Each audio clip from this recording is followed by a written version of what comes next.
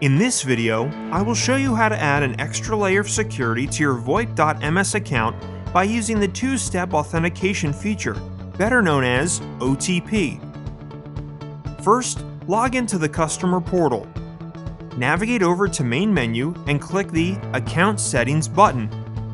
Next, navigate onto the Security tab and scroll down to find the Account Security option, Two-Step Verification. To activate it, you need to check the box and then click Apply.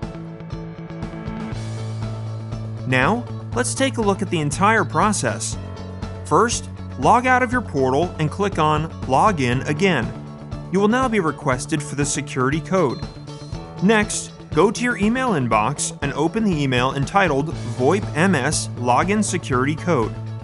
There you will find the 6-digit code that the customer portal is asking for. Copy the 6-digit number and paste it into the required fields. You also have the option to check the box Don't Ask Again for this browser, so you don't have to repeat the steps each time you log in. Then, you will be automatically logged in. Note that the 6 digits will change every time the security process and email is triggered. And now, you are all set.